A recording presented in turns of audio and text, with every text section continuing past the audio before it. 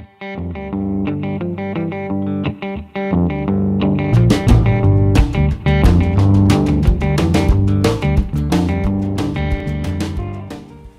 the owner, proprietor, sometimes the manager of Two Run Farm. We have a integrated livestock business. We raise beef and lamb. We also select lambs and calves from other farms and condition them. Then we process, slaughter and process meat at our slaughterhouse, which is Springfield Slaughterhouse. And then we sell and deliver the meat primarily to restaurants in New Orleans. So New Orleans and Baton Rouge. I've delivered a couple to his restaurant. But what I'd like to do before I get into the nitty gritty and tell my whole life story, we got 45 minutes. If you guys would just introduce yourselves one by one and tell me something about your business experience or lack of experience or ambitions, just real quickly, so we can know sort of we can know each other. Start with you guys. Speak to everyone. Oh, hi, my name is Javier Peraza. I'm here because I want to start a farm. Hello, my name is Ashley Glacier. I'm here because I'm extremely interested in farming. Not sure if I want to start one yet, but. My name is Stephen Schelt, and I have my own business doing edible landscaping. I like to be involved in small-scale organic agriculture. I'm Tommy Foot, and just think it's a pretty interesting topic, and it's what we put in our bodies, so it's something everyone should know a little bit about. I'm Cody Hopkins, and I'm a livestock farmer too, and just always interested in farm finance. It's been 9 years. I've worked on a farmers cooperative, and so I'm interested in farm finance as well. Hi, Caroline Carios. I'm a grad student and researcher at the Center for Population Studies. So I'm here to learn about farm financing and process as part of the research that hopefully future business ventures as well. My name's Emily. I have researcher in agriculture, and this is definitely one of my points. I'm Ms. Johnson, and I'm just excited about putting a potential business plan together for a potential farm on a potential plan. So that's it. I'm Lee Bailey with Salad Days Farm in Flora, Mississippi. We're a hydroponic farm growing lettuces, tomatoes, cucumbers. And I think you went fox hunting with me. Okay. You remember that? Like, Totally. I mean, 12 or 15 years ago? Right. Yeah, I thought I remember. Awesome. Oh, okay. My name is Kate Golden. I am a former commercial poultry farmer, and I'm in the phase of transitioning into a more sustainable agriculture. Go ahead, Jeff. I'm Jeff Good. I'm a restaurateur here in Jackson, Mississippi, and I'm working with a group of folks on trying to create a food hub here in Jackson. And I'm Bill Evans. I work for MSU, and my son and I cooperatively farm a little bit on Footprint Farms here in West Jackson, so come on that tour, you'll see me there tomorrow.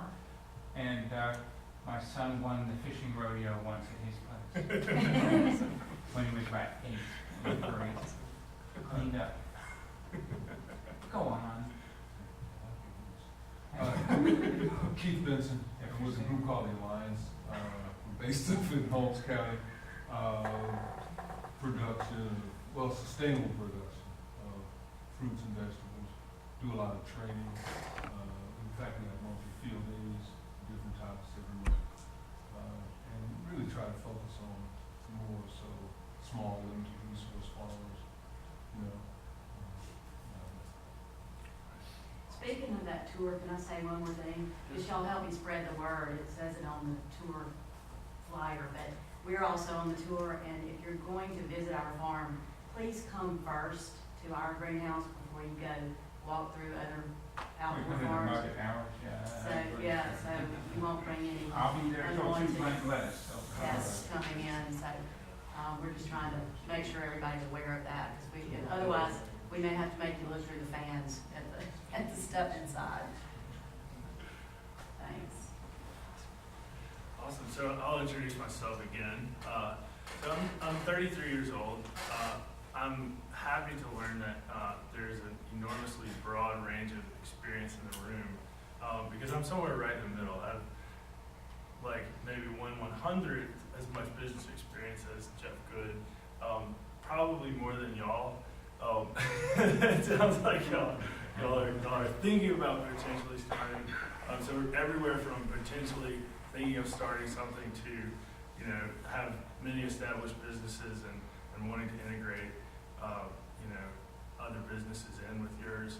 I think that no matter where you are on that spectrum, it's still important to look at these decisions in somewhat the same way.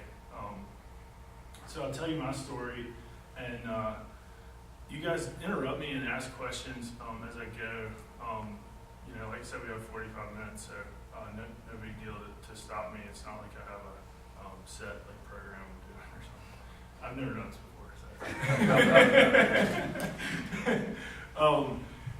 So when I was 23 or 25, I guess, I had about $30,000 that my grandmother died and left me for higher education, and I'd already been through college and I had a college degree, so you know, I lobbied my dad to use that money to start a farm, and I wanted to move back and take over my grandfather's property, which is 120 acres, but only about 30 acres of arable land, so pretty small place.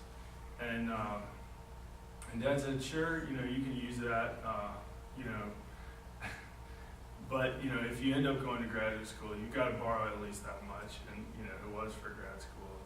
Anyway, so you know, I had this, you know, had this land that was unused, had this endowment of what seemed to me like a princely sum of, you know, $30,000. And so, you know, so I was really optimistic that I'd be able to make a go of it. And Dad kind of cautioned me, and he said, you know, do you have a business plan? And I was like, I don't know what I'm doing yet. You know, I don't have a business plan because I don't even know what I'm doing yet. And he's like, well, you know, you're not getting any more money from us. So, so I was like, whatever, no problem. You know, so I invested about probably $15,000 in livestock, and you know, I had an old pickup truck that had 150,000 miles on it. And, you know, I had a few other odds and ends. I got a trailer from my neighbor that was abandoned in a pasture, and you know, needed new wheel bearings and a little bit of welding on the frame and new tires. Anyway, cobbled together enough to say that, you know, with some degree of plausibility, I was a farmer. And then I started, you know, sort of haphazardly trying different projects. You know, I did a vegetable CSA, I did cut flowers, I did turkeys, ducks, geese, mules, donkeys, pigs, sheep, cows, almost everything. And the way I would do it is I would kind of try something, you know, I would try it in the laziest, like cheapest way possible, and say, if it works like this, then it's going to really work when I actually try it. and so, you know, it was very like free form. You know, we'd take it, you know, we get a bunch of cuttings of some herb and we plant a whole million of them, and we say, oh, you know, I remember one time we had like 5 rows of episote, and you know, we made a great crop, and you know, then we had all this episote, and no one here eats that or, or uses it or ever heard of it, and you know, that actually went okay. I mean, I didn't run out of money. I didn't starve to death.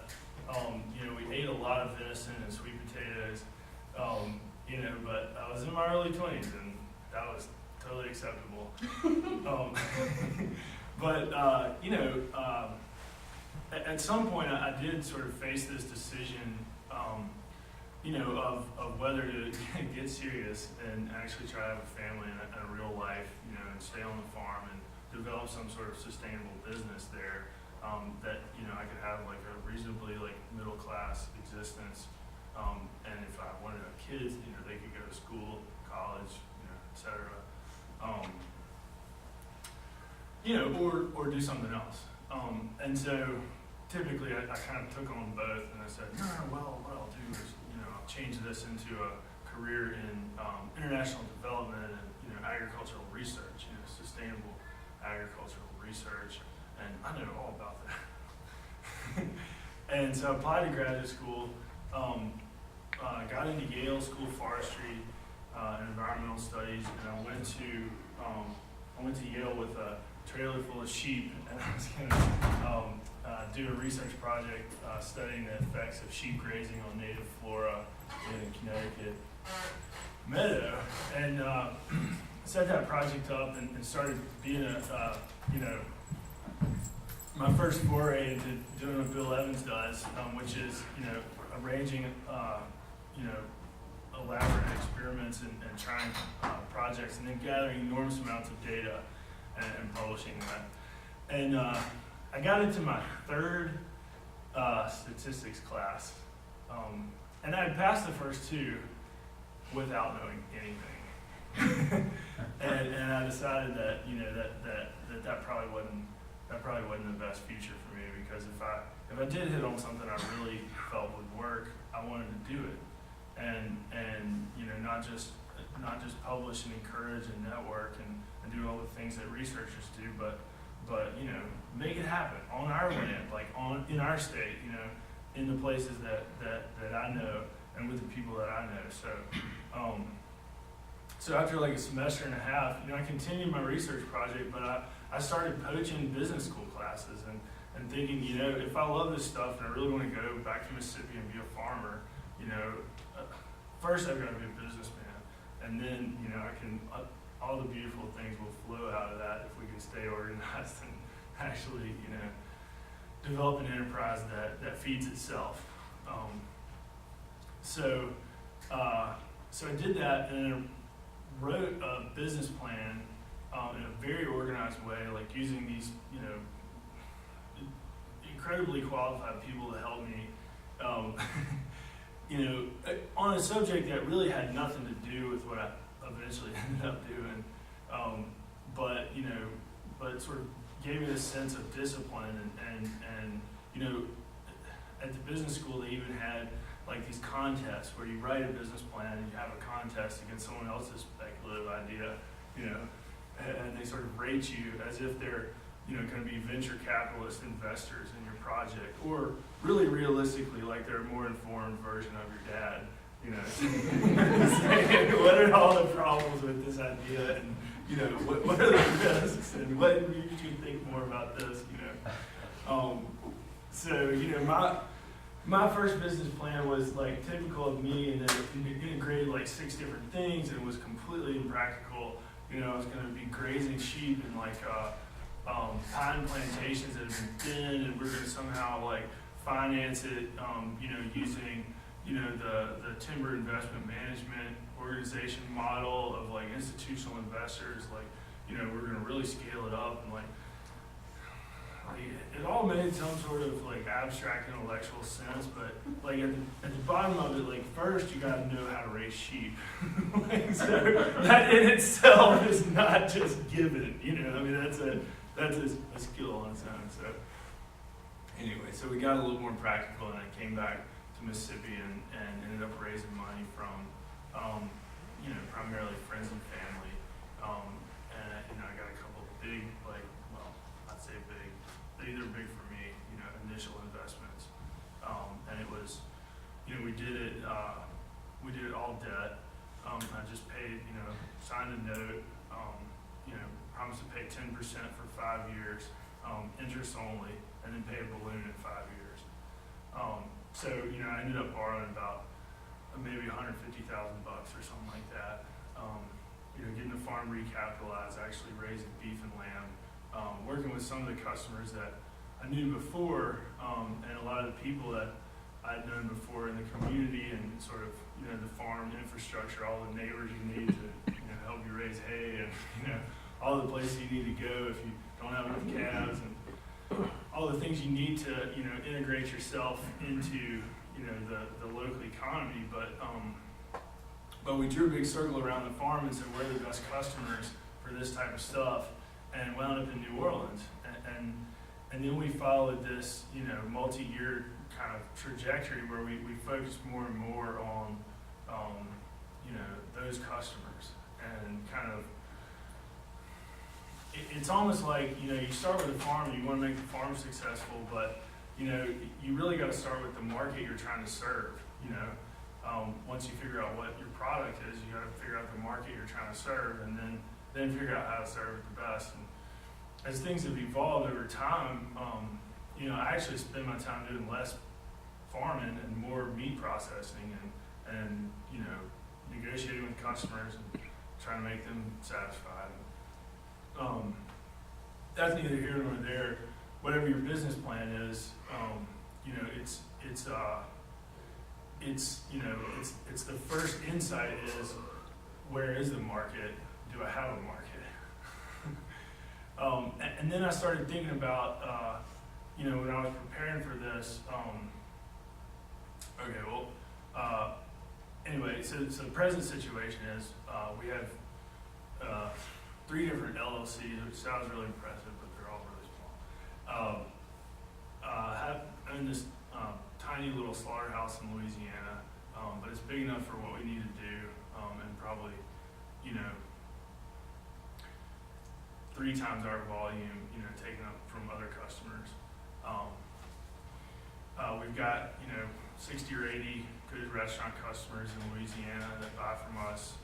We had some great customers in Mississippi, but we had to shift to Louisiana state inspected processing, and so we can't cross back over state lines. Anyway, that's a whole nother long story, but and then we've got a farm, you know, that's producing beef and lamb. Then I've got this partnership with another farm that's bigger scaled, doesn't have, you know, it's better financed because they don't have any of the marketing expenses on their books, and they're able to produce beef and lamb more efficiently than I can. And so we have this reciprocal relationship where we basically have a non-compete coupled with a supply agreement, so that you know, I tell them the standards that these cattle and lambs need to be, you know, produced according to, and that they produce them, and I'm sort of required to buy them from them. You know, they have the first right of refusal. So, you know, if they say they're going to cost, you know, $60,000 each, you know, I can say, well, you know, I'm going to show this contract to other people. So you market them as your line, though, as Two Run? Yeah, so Two Run Farm is our brand, and you know, every brand has to have you know, some concept of what it is, and it can't just like drift all over the place. So, you know, the concept is locally grown, pasture raised beef and lamb, and goats. And where is your farm? Vaughn, Mississippi. That's what I thought. So you're taking your livestock down to Louisiana to Yeah, slaughterhouse. yeah. With some hauling involved. Yeah, yeah, that's why I have grease under my fingernails. Working on trucks. That's cost effective. It is cost effective, yeah. Yeah. And I think that's in some ways the illustration of, you know, the surprising things that you find out when you're always like constantly focusing on the P&L. You know, some of the assumptions you would make, you know, sometimes don't hold to be true, you know. So yeah, that hauling cost is one. You know, that in the general scheme of things, you know, that fuel cost, everybody's like, that's so much fuel, you know.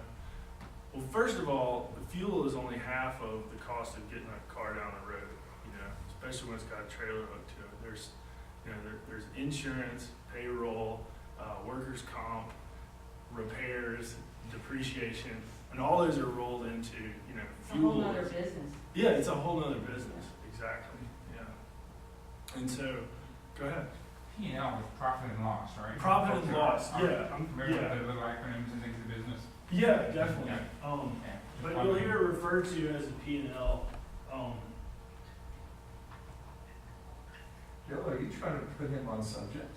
No, you just said something, and there are lots of folks in the room that may not be familiar with that acronym or that Absolutely. abbreviation, so. Absolutely. Just thought I'd Absolutely. Before you dive into the financials, would you mind just closing this loop? Because this is something I wanted to ask you, I've never picked up the phone to ask. And so Lee just constituted, verified your brand and also where your home farm is. You're going to Louisiana. You chose to put a slaughterhouse in Louisiana because you couldn't have one here? Is this something you're talking about? Absolutely. Yeah, we used to process at a USDA inspected facility in South Mississippi, Right. and we couldn't work out the contract with them, and they were going to like double our fees, and so we were kind of forced to go back since 95% of our customers were in Louisiana. We were forced to go back to a state inspected place in Louisiana, and so we're under state inspection for another year or so, sort of subleasing a slaughterhouse down there to do our own processing. I had my own crew at that point that would do 2 days every week of cutting up these orders for restaurants.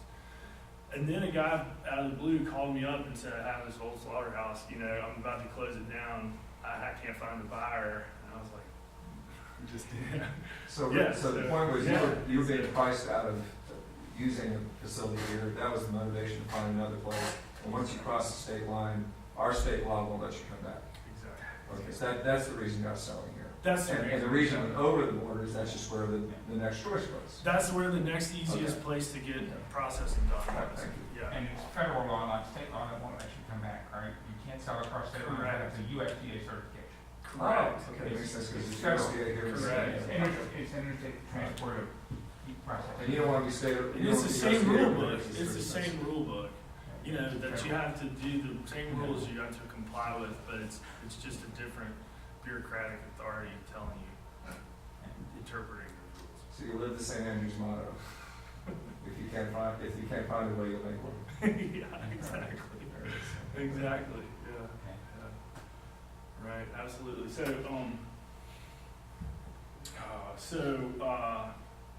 that puts us at the present day. So I've got this vertically integrated, this tiny small business that's vertically integrated, which makes organization incredibly difficult. We really have 4 separate businesses.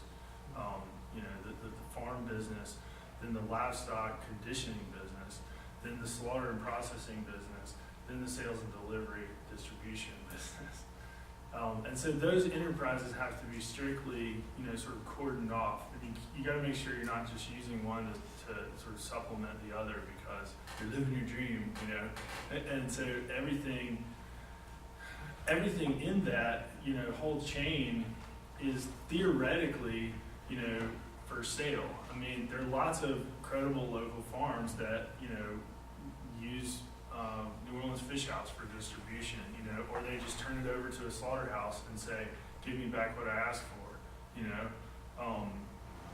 can't be a farm and not farm, but, like I was saying, a lot of our animals are not born on our farm because our chefs, need 20 lambs and 4 calves every week, and they need to be pretty uniform and raised according to, pretty rigorous standards. And, if you're gonna police that and do a really good job at that, you're not gonna have time for all this other stuff. There's just no way. There are partnerships too that you can develop, we're selling and distributing mushrooms for this guy right now. And, sometimes those partnerships go great and sometimes they don't, sometimes they don't last. And that's because you got a truck and you're delivering to the restaurant. So what Exactly. you're doing is you're selling space on your truck. Exactly, Smart. yeah, exactly. So, So, and we'd like to do more of that, because I feel like that's, in some ways, a better service and more useful, What about cross-contamination with meat and other, my stuff?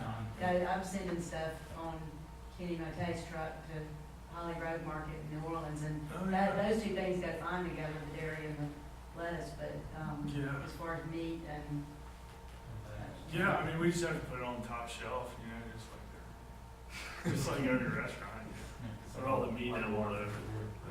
Anyway, but we can talk about it. So anyway, what do I wish? So I'm looking back at this, and like we've had, we've stayed afloat, which in farming is success. And we're still able to, fill up the truck with fuel and do what we need to do. I don't have any other job. This is my main job.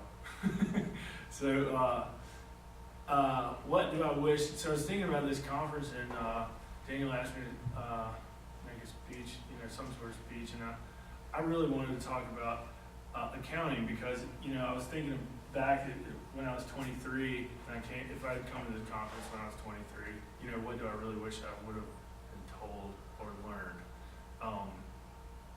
And I try to impress this on every young employee that I work with that's interested in farming.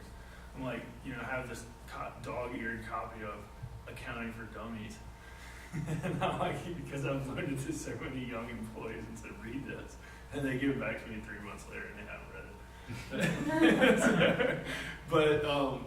But accounting is the most important part of all this, and it really it drives everything else, and it makes you realize what's possible and what dream is going to come true and which ones are probably or possibly going to come crashing down. And we've had some major things come crashing down over those 8 years. One of the worst ones happened less than a year ago, where we lost 40 sheep in inside of a month, to these worms, and we just had to, we had to do all this stuff. Anyway, long story,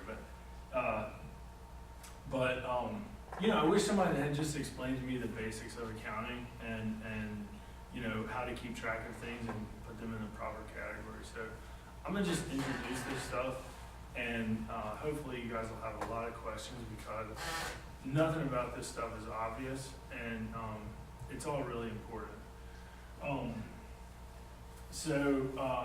And I don't even want to start because you guys have so many different business interests and enterprises. I don't want to generalize by making the lemonade stand example or something like that. So I'm just gonna talk about these categories, and y'all just interrupt me and ask what is cost of goods sold for me because I have a chicken barn or whatever.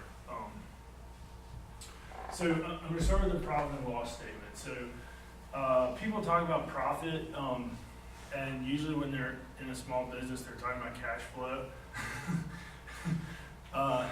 True profit, is after you've taken out taxes and depreciation, and you paid your debts, the interest portion of your debt, but not the principal. The principal is not part of it. Anyway, it starts with revenue. That's top line. If you're reading the business press, the top line, that means what you take in. Any money that's paid to you. That's not the most important number. The most important number is what you keep. But revenue is where it all begins. Then typically there's a cost of goods sold. With a farm, the reason I put this little arrow out here is that cost of goods sold, most farms, commercial farms, aren't doing any value added additional processing or sales, and their stuff is sold when it gets to the elevator, and they don't have to build a market for it, and they don't have to do any extra stuff to it other than harvest it, basically. So I'm just assuming that most of the folks in this room are not going to be just row crop commodity farmers, but I could be wrong. But if that is your business, that's pretty much all of your costs, are coming from that cost of goods sold because you're actually producing goods. But most businesses, you have some object or if it's a service business, it's different, but a business with that sells real objects, which you guys would probably all be in the category of. You know, that object comes from somewhere, and it gets processed or altered by you, and then it gets resold to a different customer. So that's the cost of goods sold. So for us, that's an amalgam of what we paid for live animals and what it costs us to produce them. So that'd be some sort of percentage. But for the sake of argument, you know, let's just say they all come from a business partner, and I pay him cash, you know, for 4 calves a week, and so all his costs, the feed, the fuel, the labor, you know, the maintenance, the repairs, that it costs to produce that calf is just folded into that cost of goods sold. So that's the biggest, that's your biggest expense. And after that, that's where you hear gross profit. So many businesses, like manufacturing businesses, you know, you take in whole sheets of aluminum and you turn it into you know, little origami aluminum swans, and you resell them to some distributor. Okay, so your cost of goods sold is those big sheets of aluminum, and then you put in, you know, extra supplies and payroll and some manufacturing plant and some distribution cost, and you sell it on to the next buyer.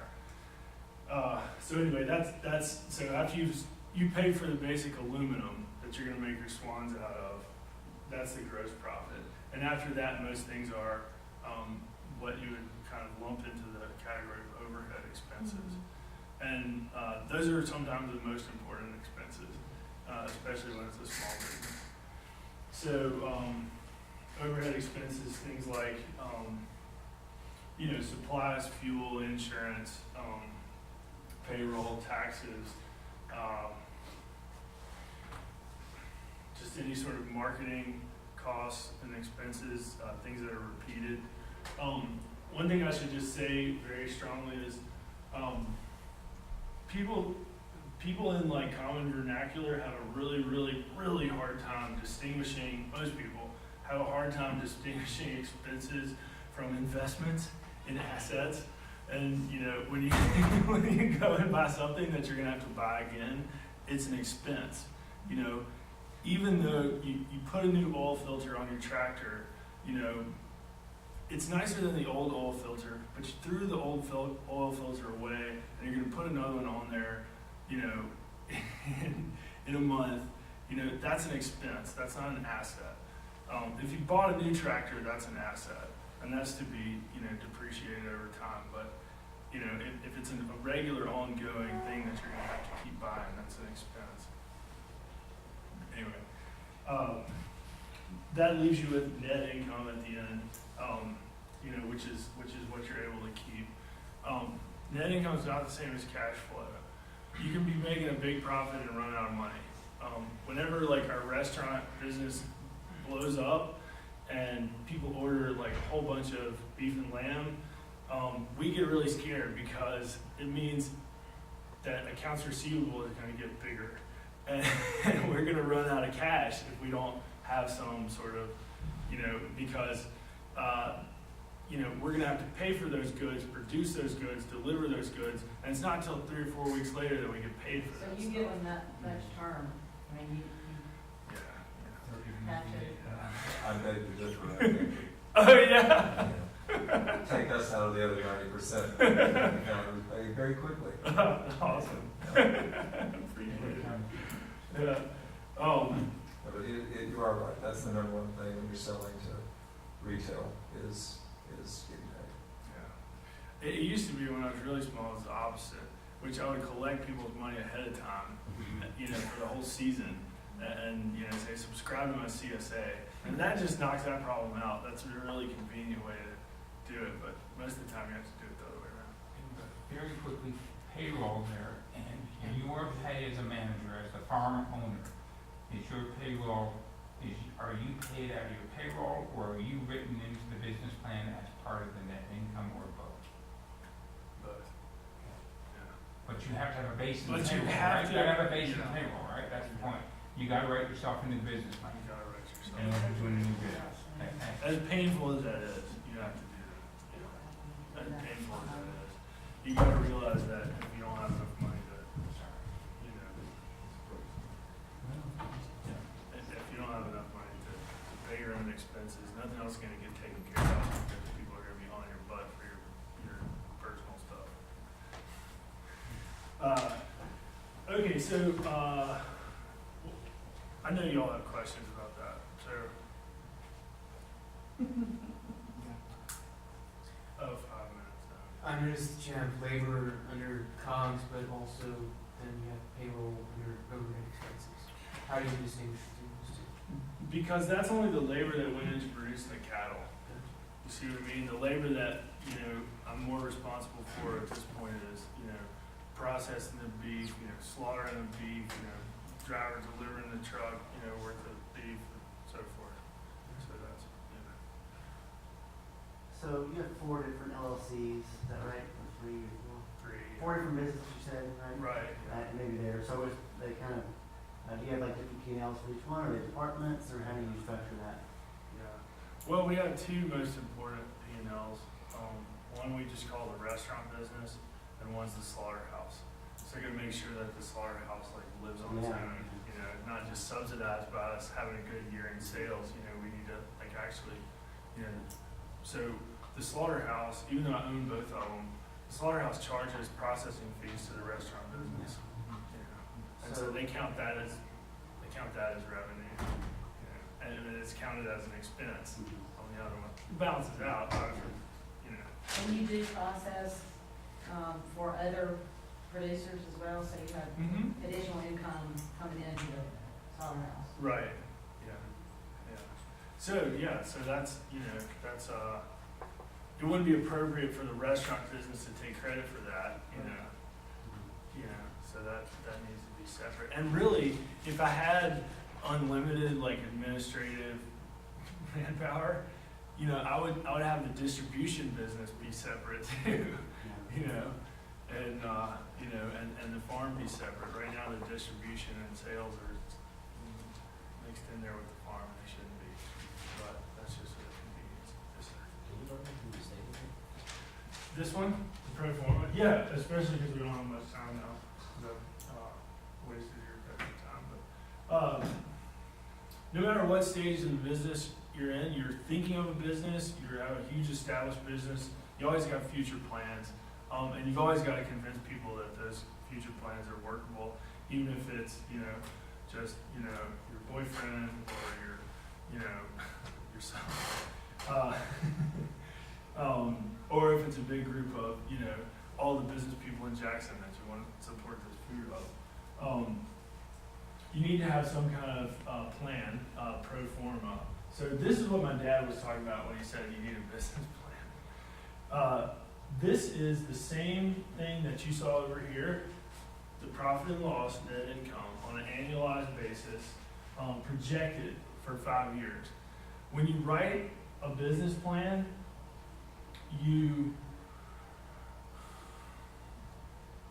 this sounds ridiculous, but you start with what you want to see, how you want it to happen, and you know, the magical result that you expect to flow out of this, you know, and you put that out there, and then you go back and see if those are realistic expectations.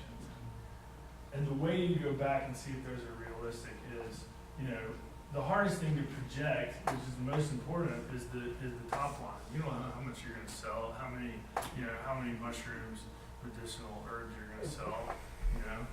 But pick a number and say, wouldn't it be awesome if we sold this much? Then I'd make $100,000 a year selling these things, you know. And then you come back and you write in, well, how much potting soil would I need to create that? You know, how much fuel would it take to get that to market? You know, let me fact check that by calling a distributor and saying, how much do you charge to distribute medicinal herbs?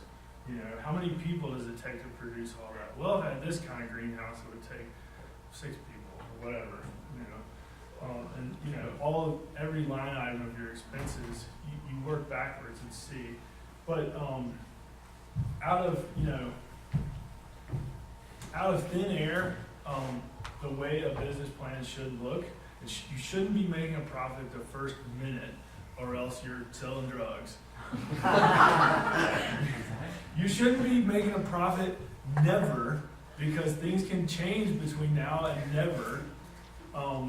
But somewhere around, year 2 or 3, you should be making a profit, Hopefully, this is a really small business and these are months instead of years, and you're just,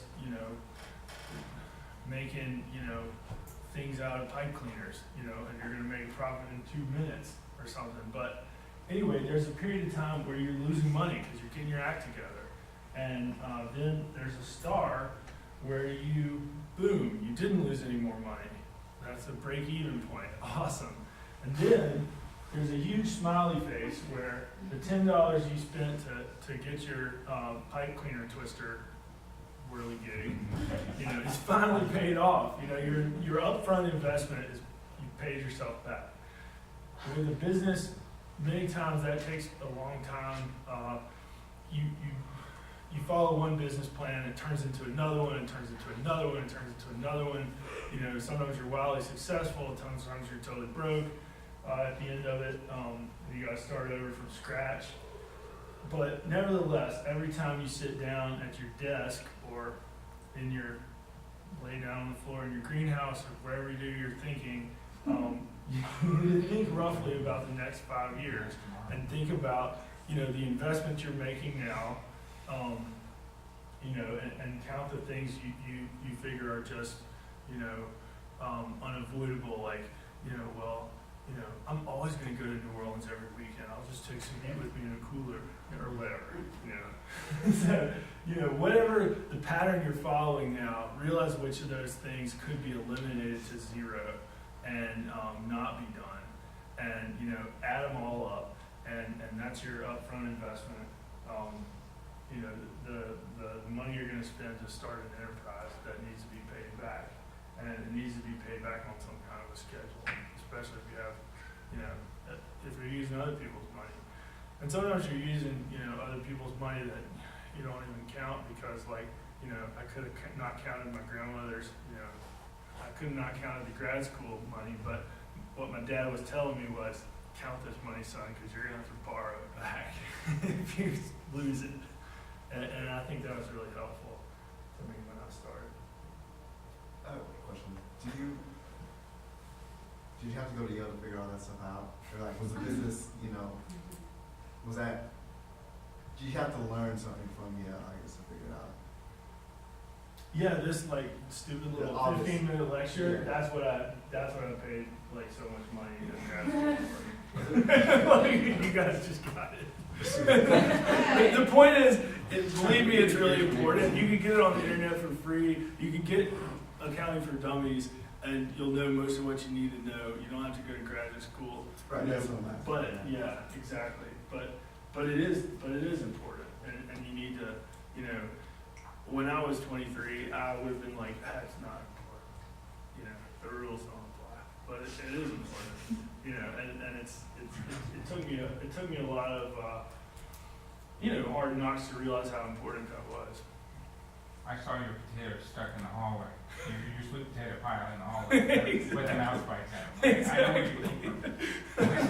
This is actually really good. This is as concrete an example as you can get in Mississippi because he's done some of the naive things. I won't say boneheaded because you didn't know ignorance is